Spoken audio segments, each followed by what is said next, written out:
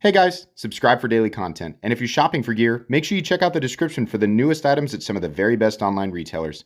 There's also links for some of the items that I personally recommend. Thanks! What's going on YouTube? Metal Complex here, and today I've got another short little unboxing video to share with you guys. I've got 3 knives from Kizer, 2 that are not premium and 1 that is premium. I've removed it from the larger packaging, which contains some other knives. I'm going to split that into another video, but I have not actually opened these up yet. I'm going to share this with you guys. Thanks so much to my patrons for supporting me, and please make sure to follow me on Instagram at metal_complex. These knives, whatever they are, will be linked right down in the description. It does help my channel when you use those links, but that's entirely up to you. All right, let's see what we've got. I'm going to start off, like we usually do, I'm going to start off with the non-premium stuff. So I like the fact that Kizer's doing this with their packaging. I've said this before. This is it's a mini knife roll and a knife case, which is really cool because it means you can put tools in there with your knives. Usually the knife cases, like the pouches, are like great, and you toss it or you throw it in a drawer, you throw it in a box, and it's just something you got to keep. At least there's a use for it. Ah, we have a new... What's going on here? Ooh, what's the lock? The age is upon us! The age is upon us! Huge fan of the Sheepdog, by the way. Everybody knows that. Oh no, I'm sorry. I thought this was another pivot lock. I was like, what? Hold on. What does this say? Love it freely, take it easy. Product denim. Okay. I thought Kizer came out with their own pivot lock. I was like, oh my gosh, everybody's doing this. Matter of time. But all right, so what do we have? I mean, what is this? What's this edition?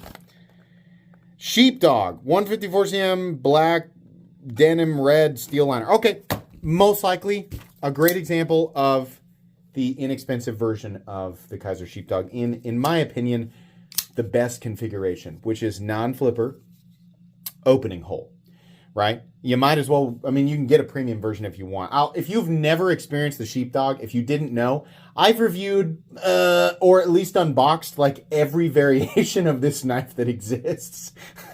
Maybe not every color, but every variation.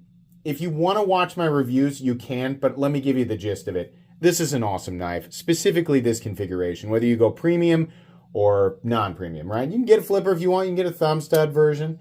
You can get titanium. You can get S35VN. I think they make 3V, brass, right?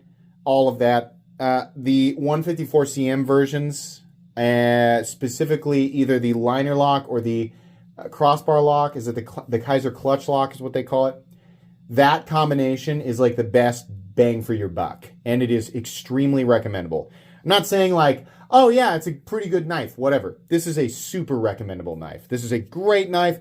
Feels like a full-size knife, carries like a much smaller knife, has the opening system that you might want. By the way, I'm right-handed and able to manipulate this very easily with my left hand, no problem. I wish that this had a mounting position on the other side. I'm not sure why they didn't do it on this run, because I'm pretty sure they have in the past, right? But lefties, they do make versions for you, at least ones where you can mount the pocket clip on the correct side. If you don't care, I know a lot of lefties just carry this stuff in the right-hand pocket and just deal with it. Sorry the knife roll isn't set up for you lefties. I know it's not fair, but it's a good knife. I believe, yeah, there's another one here. So it's probably the same thing in a different color, which is fine. It's nice to see choices, right? Oh, it's black. Okay. Well, that would be the one probably. No, this is blue. It does look good, though. That's a good-looking micarta. Look at that. Yeah. I'm not sure what's going on with it. Do they have some kind of campaign that's going on with the pivot? I don't know. But it's cool looking, right? I mean, these are nice knives. Like, literally, if you've decided, you know what? You've convinced me, Metal Complex. Your smooth, charming, used car salesman voice has won me over, and I'm going to buy a Sheepdog. Great. There's a bajillion options. I mean, you're going to spend the next couple of hours at least trying to figure out which one you want, right? So they're linked. I'll have it populate so that every version that's available pops up. So use those links down there, or continue to watch the video because we still have this to open up. This is the premium one, Huldra by Mason Hayes, which is a name that I've definitely heard before, but with all the other knife information bouncing around in my head, I'm unable to put a finger on it exactly. The cleanup from Kizer unboxings after these videos are over always takes an additional half an hour because I throw this stuff all over the place. Huldra? Is that what it said? Excuse me. Huldra. Yeah, okay. I assume I'm pronouncing that correctly. Titanium and S35VN. Probably a decent price tag on it. Okay. We got a little kind of the Vero flipper tab. Yeah, okay, we got a little razor blade there. Very nice action. Very, very smooth. Access to the hole is all right.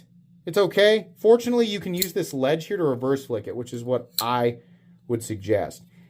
You probably didn't need that hole because the access to it is not amazing, especially from the back side. God, the word choice. I do my best to like get around that, and there's just no way. So, but whatever. If you can ignore the hole and you can simply use this ledge right here to reverse flick it, or rear flick it, or you can front flick it, which it works pretty well.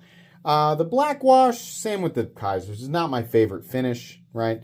But it's all right. Maybe this comes in a couple different configurations. Kind of that aggressive razor utility. It's like an extended utility blade. Little bit of chamfering here, a couple of lines back here. We have interesting how we did a wraparound deep carry clip, but we didn't do it for the other side. Why? I would have done a symmetrical clip and put a slot over here so that lefties could enjoy it. This is my, I always say this, like, people are like, oh, I want a milled clip, and you got to attach it. There's no way to do it today. Yes, there is. Right here. This is a milled clip, period. Not a stamped clip. It's a milled clip. Slot in the scale, right? Instead of curving it, make it symmetrical, right? Can still add personality to a clip and give it a symmetrical design. Why? So it can be flipped over to the other side. Slot milled in here. Number one, first problem solved. Lefties can carry it the right way. Yes, there is a right and wrong way to carry a knife, or let's say more or less convenient, more or less safe, right? So the more potent version of that is right and wrong way. The other issue that it solves is there is no need for additional, like a filler tab over here. Now these screws right here might be the mounting plates for something, perhaps this pocket clip, right? Underneath might be a hidden screw, and then there's a plate to mount it. Maybe that's why. Or maybe the back of the pocket clip kind of fans out and these screws are attached to it. So you might still have to put a screw over here. But milling a slot on the inside for the pocket clip and then just doing one screw would solve 99% of the problem, outside of you having to look at the screw head coming through the other side like this. But I think that's okay, right? For lefties to be able to handle it. Now, something I find a little awkward with this knife is the blade to handle ratio. You can see here, number one, when it's closed, it really looks short. You realize the blade does come all the way out to here, but look at that. This knife has a little bit of an awkward appearance because the handle is so much longer than the blade. But that's not necessarily a bad thing. I mean, the Spyderco PM2 and Spyderco Para 3 have the exact same, let's not call it an issue. They have the same type of aesthetic awkwardness. So we have a 7 3/4 inch knife with not all that bad. It's like a 3 1/4 inch blade, and the cutting edge is like 3 1/8. So it just looks funny, right? To me, it's a little bit funny. But yeah, there you go. So these two are not going to get their own reviews. I've already reviewed them, but this knife will down the road. These two will. You'll probably see them on a live stream giveaway. If you don't know, I like to give knives away. I get a lot of free stuff on this channel, as you can see. I like to give most of this stuff away to viewers, subscribers, everybody, right, that wants to join in. Usually on Friday nights at 6:30 p.m. Central Standard Time. Occasionally, I do change this up and go Saturdays or even Sundays, but most of the time it's Friday evenings at 6:30 p.m. Central Standard Time. I like to give away a whole bunch of stuff. So, thank you so much to Kizer for sending these in. That's going to be it for today's unboxing and first impressions. Please make sure to follow me on Instagram at metal_complex. If you enjoyed this video, leave a like. If you'd like to check out my other content, I do of course have Lots of videos of knives that are either expensive or inexpensive that I do or don't like, so check those out. And if you enjoy all my content, go ahead and click on that Metal Complex logo right there and subscribe because there's definitely more coming. Thanks again for watching, everybody, and have a great day.